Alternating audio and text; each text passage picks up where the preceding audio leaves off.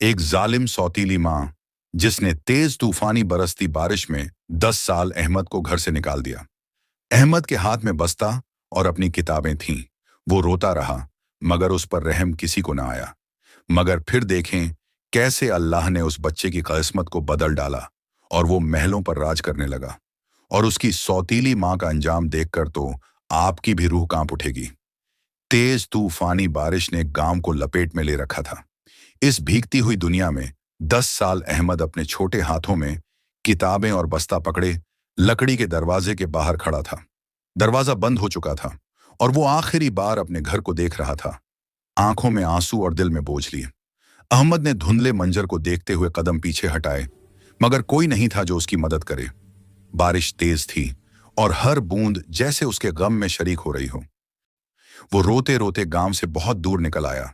बारिश थम चुकी थी, मगर दिल की तन्हाई और दुख अभी बाकी थे। अहमद का कदम अब रेलवे स्टेशन की तरफ था, मगर उसे मालूम न था कि वहां क्या मुंतजिर होगा। सिर्फ इतना जानता था कि उस गांव की तरफ वो कभी नहीं पलटेगा। उसके साथ सिर्फ दुख थे, और वही उसका हमसफर थे। अहमद का बाप फारूक, जो एक रिक्शा ड्राइवर था, पहले अहमद से बहुत मोहब्बत करता था, लेकिन मां के इंतकाल के बाद उसकी जिंदगी बदल गई। फारूक ने दूसरी शादी कर ली और मारिया की तेज तर्रार तबीयत ने अहमद के लिए हर खुशी को तकलीफ में बदल दिया। जब भी फारूक अहमद के लिए नई किताबें या चीजें लाता, मारिया गुस्से और हसद से भर जाती। कहती, ये सब कुछ सिर्फ मेरे बच्चों का होना चाहिए। फारूक की गांव में कुछ जमीनें भी थीं, और मारिया जानती थी कि उन जमीनों से अहमद को भी हिस्सा मिलेगा, और वो चाहती थी सब कुछ उसी के बच्चों का हो। उसके दिल में अहमद के लिए नफरत बढ़ती जा रही थी। जब फारूक का घर पर नहीं होता था, मारिया ने सख्त लहजा इख्तियार कर लिया था। अहमद से कहा जाता, तुमने पढ़कर क्या करना है, घर के काम करो। नन्हा अहमद खौफजदा रहने लगा। उसकी छोटी आंखों में खौफ के साए जम गए थे, क्योंकि वो अपनी सौतीली मां से बहुत डरता था। लेकिन आज की हद कुछ ज्यादा ही बढ़ गई थी। फारूक 2 दिन के लिए शहर गया हुआ था, और मारिया ने इस मौके को गनीमत जाना। उसने अहमद को डरा धमका कर घर से निकाल दिया। अहमद रोते हुए बोला, मुझे मेरा बैग दे दें, इसमें मेरी किताबें हैं। पढ़ाई से उसका गहरा लगाव था, मगर मारिया ने निहायत बेरहमी से उसे धकेल दिया। तेज बारिश बरस रही थी, और हर बूंद जैसे अहमद के दिल के गम को बढ़ा रही हो। मारिया ने धमकी दी कि अगर अहमद दोबारा यहां आया तो उसकी जान खतरे में होगी। बारिश की बरसती हुई सर्द हवा में नन्हा अहमद तन्हा और खौफजदा गांव से बाहर निकल गया। वो रोता रहा, मगर किसी ने उसकी मदद न की। जब फारूक का घर वापस आया तो उसने मारिया से पूछा, अहमद कहाँ है? मारिया ने बेपरवाही से जवाब दिया, अभी तो यहीं था, स्कूल से आया था, पता नहीं कहाँ चला गया। फारूक उस वक्त मुतमिन हो गए, लेकिन जैसे ही शाम तक अहमद घर न आया, वो और मारिया दोनों उसे तलाश करने निकले। पूरे गांव में अहमद का कोई नामो निशान न मिला। अहमद ट्रेन में सवार होकर अपनी अगली मंजिल की तरफ रवाना हुआ। वह नहीं जानता था कि उसे कहाँ जाना है और क्या करना है, और अब कभी पलट कर नहीं जाना चाहता था। शहर में मामूली की चहल पहल थी। बस्ता लटकाए वह सहमी हुई निगाहों से सब लोगों को देख रहा था। तभी उसकी नजर एक मैकेनिक की दुकान पर पड़ी। वह दुकान के करीब गया और बोला, अंकल, क्या मुझे यहाँ काम मिल सकता है? मैं बहुत मेहनत से काम करूंगा और अपने स्कूल का खर्च भी इन्हीं पैसों से निकाल लूंगा। मुझे अपनी पढ़ाई पूरी करनी है और अपने बाप के सपने पूरे करने हैं। आदमी ने अहमद को तरस भरी निगाहों से देखा और फिर बोला, ठीक है, मैं तुम्हें अपनी दुकान पर रख लेता हूँ। महीने का 5,000 मिलेगा, काफी है। अहमद ने तुरंत हाँ कर दी, और यूं मासूम अहमद इस मैकेनिक की दुकान में काम करने लगा। सुबह वह स्कूल जाता और फिर पूरा दिन रात होने तक वहीं दुकान में काम करता। यह मेहनत और मशक्कत उसकी किस्मत बदलने वाली थी। जब रात होती, वह उसी दुकान के बाहर सड़क के किनारे लेट जाता और सो जाता। उसे लगने लगा था कि यही उसकी किस्मत है और यही उसका मुकद्दर है। एक दिन दुकान के मालिक ने पूछा, तुम रात को कहाँ जाते हो अहमद? अहमद ने कहा, मेरा तो कोई घर ही नहीं, मैं सड़क के किनारे सोता हूँ। मालिक को अहमद पर बहुत तरस आया। वह एक रहमदिल आदमी था। उसने अहमद से कहा, तुम मेरे घर आ सकते हो, वहां एक कमरा खाली है, तुम वहां रह लिया करो। बाहर सर्दी बहुत होती है, तुम अभी बच्चे हो। अहमद ने शुक्रगुजार निगाहों से मालिक को देखा, और यूं अहमद इस मालिक के घर में रहने लगा। इस दौरान उसने अपनी पढ़ाई जारी रखी। वह नहीं जानता था कि उसकी किस्मत कैसे बदलने वाली है। वह बस अल्लाह की जात पर भरोसा रखे हुए था और मेहनत व मशक्कत कर रहा था। दूसरी तरफ फारूक फूट फूट कर रोने लगे। दिल के अंदर की मोहब्बत और फिक्र ने उन्हें निढाल कर दिया था। मेरा मासूम बच्चा कहाँ चला गया? वो नहीं जानते थे कि अहमद के साथ ये सब जुल्म उनकी बीवी ने किया था। हर मुमकिन कोशिश के बावजूद अहमद न मिला।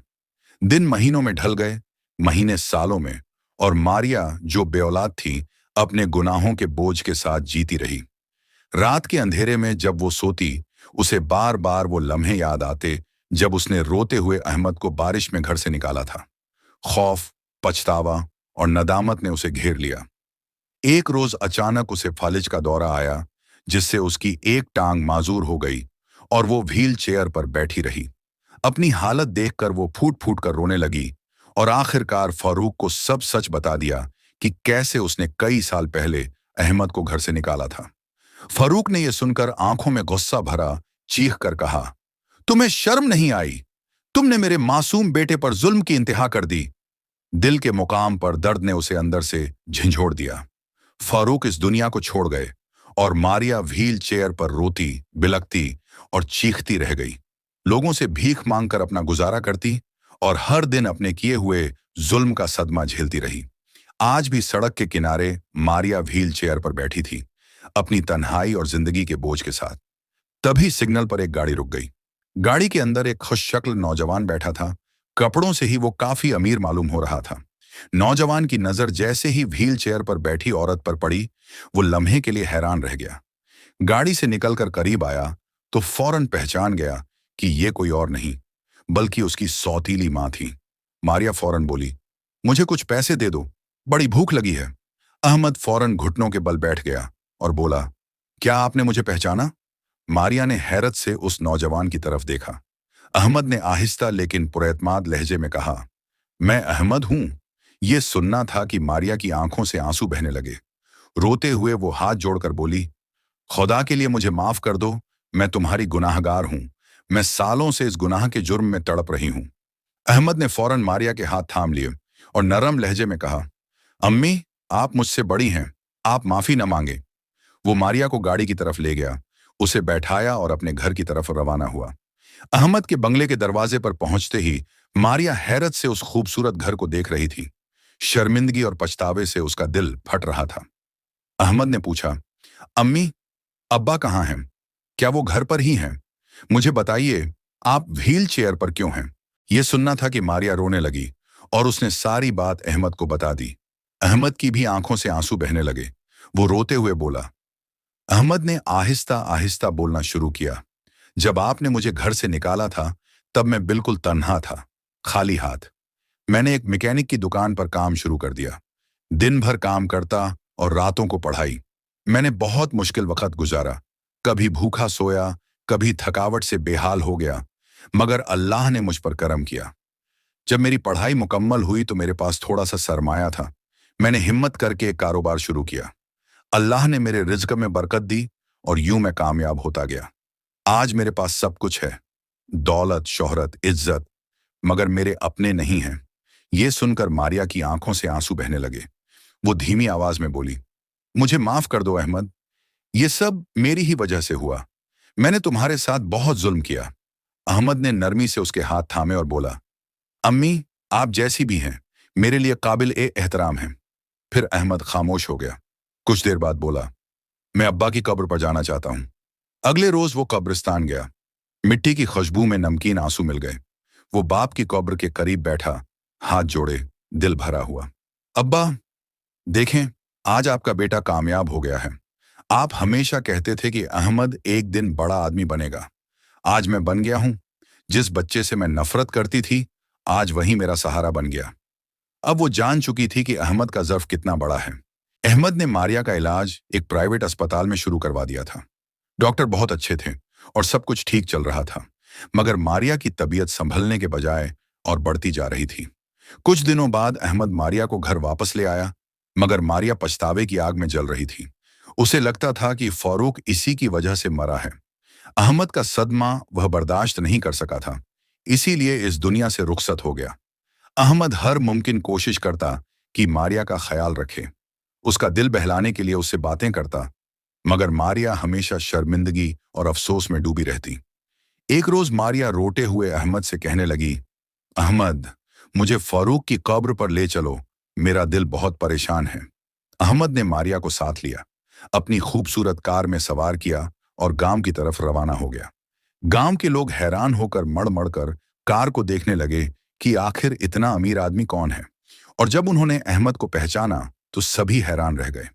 मारिया जब फारूक की कब्र पर पहुंची तो फुट फुट कर रोने लगी, रोते हुए कहने लगी, फारूक, मुझे माफ कर दो। देखो, आज तुम्हारा बेटा उस मकाम तक पहुंच गया है जिसकी तुमने ख्वाहिश की थी। आज वह कामयाब है, उसे वह सब कुछ मिल गया है जिसकी तुम कभी ख्वाहिश किया करते थे, मगर अफसोस कि तुम उसे देख नहीं सकते। यह सब मेरी वजह से ही हुआ है। वह कई घंटे वहां रोती रही, जबकि गांव वाले अहमद को घेरे में लेकर खड़े थे और पूछ रहे थे, तुम इतने सालों से कहां थे? तुम कहां गायब हो गए थे? तुम्हारे बाप ने तुम्हें कितना ढूंढा?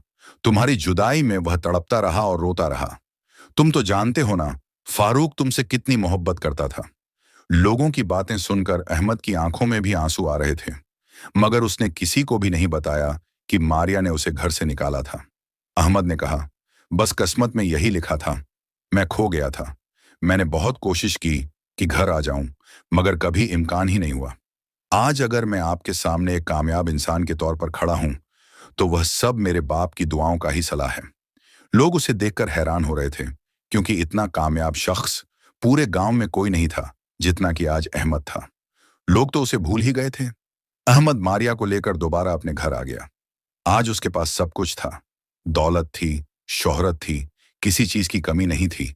मगर एक कमी आज भी उसके दिल को खा रही थी, और वह थी उसके बाप की कमी, जो शायद जिंदगी भर कभी पूरी नहीं हो सकती थी। इंसान जब गुनाह करता है तो ये नहीं सोचता कि अल्लाह की पकड़ भी आ सकती है। याद रखो, अल्लाह हर चीज माफ कर देता है, मगर जुल्म कभी नहीं भूलता। अगर आपको कहानी अच्छी लगी हो तो चैनल को सब्सक्राइब करें, कमेंट में बताएं कहानी कैसी थी।